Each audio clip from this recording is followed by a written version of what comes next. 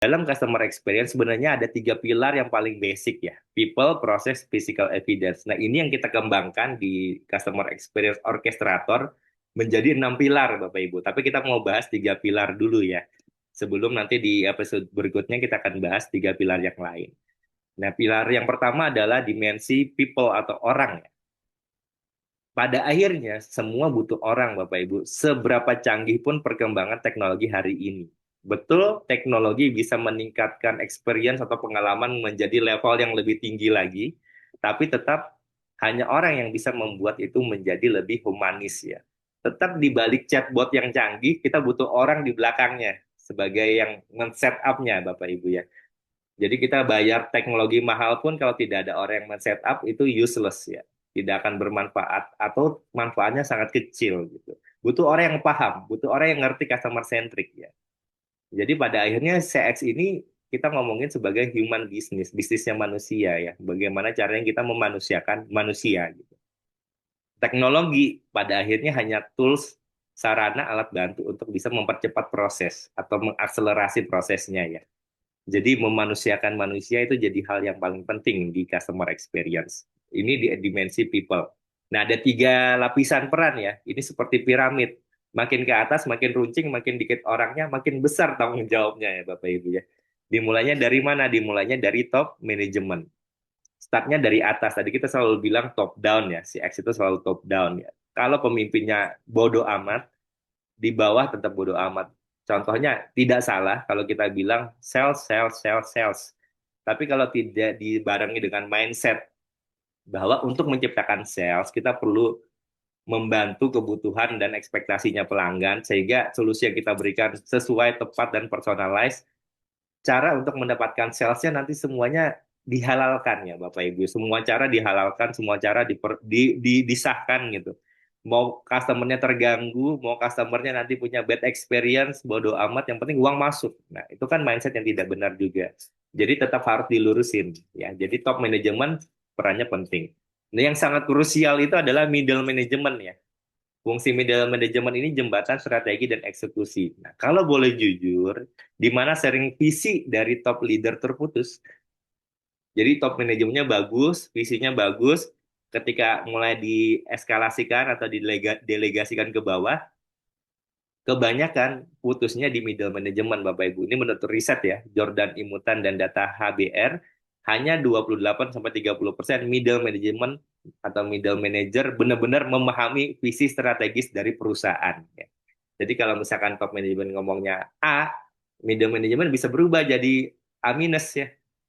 Nanti turun ke bawah lagi berubah jadi B. Nah, turun ke bawah lagi. Jadi jangan salahkan kalau frontline kita atau orang tim kita yang berhubungan langsung dengan customer nanti kerjanya semrawut acak-acakan ya.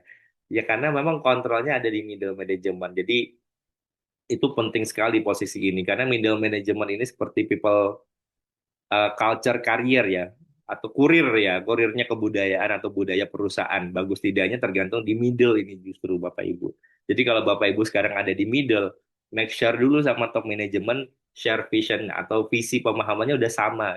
Jadi ke bawahnya tidak terlalu jauh gapnya ya. Biasanya akan selalu ada pengurangan intensitas, tapi oke okay. Kalau misalkan bagus, tidak akan terlalu jauh lah gapnya. Nah, baru di level paling bawah. Ini jumlahnya paling banyak biasanya. Jadi, manage-nya sangat menantang ya, penuh dengan challenge ya. Frontline, moment of truth. Frontline ini kita nggak ngomongin hanya customer service ya. Bisa juga tim sales. Bisa juga kurir kalau di ekspedisi, telesales ya. Atau bisa juga di contact center. Atau siapapun yang berhubungan langsung dengan customer kita. Itu kita sebut dengan frontline. Orang-orang ini orang yang merepresentasikan langsung dari brand promise ya ekspektasinya atau persepsinya customer terbentuk dari berinteraksi dengan orang-orang ini ya Bapak Ibu. Jadi kalau misalkan mereka tidak punya empati, tidak punya sense of service yang bagus, tidak punya mindset customer centric, ini sangat-sangat berbahaya ya. Jadi kenapa tiga aspek ini juga sangat penting untuk bisa membangun people kita. Masing-masing punya challenge-nya masing-masing, tapi masing-masing ini sangat powerful. Nah, untuk membangun itu, makanya sekarang berkembang dan sangat kenceng sekali ya tentang employee experience. Gitu. Ini memang kebanyakan perannya nanti di orang people. Itulah kenapa people itu part of dari CX secara keseluruhan ya. Katanya tanpa karyawan yang bahagia, tidak ada pelanggan setia di customer experience gitu. Katanya gitu ya. Happy employees create happy customers ya. Ada juga happy employees juga tidak bisa bikin customer bahagia juga ada gitu kan.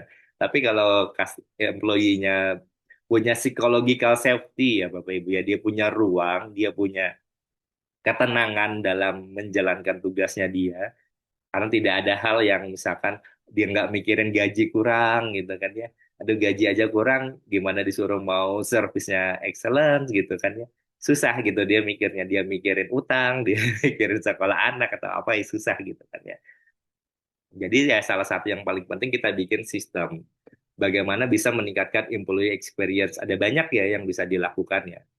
Ini tidak melulu tentang ngasih reward yang besar ya kan.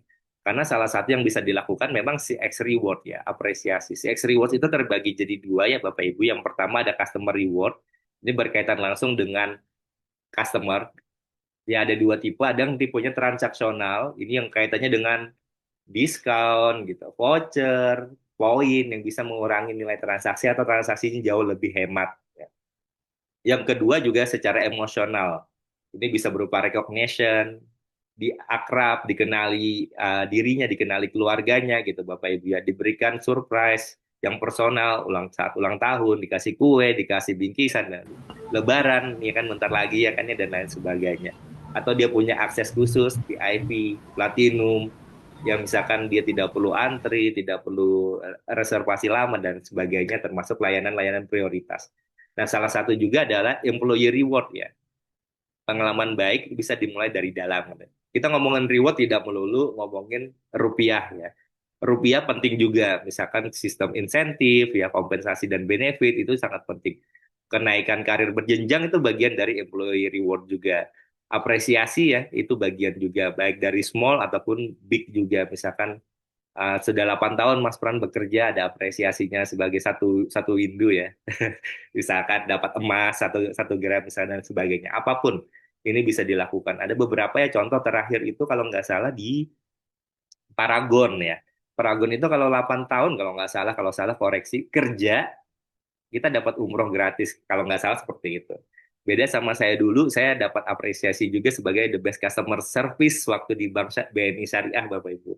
Itu rewardnya umroh ya waktu itu ya. Alhamdulillah bisa ibadah umroh juga lewat dari service dan customer experience.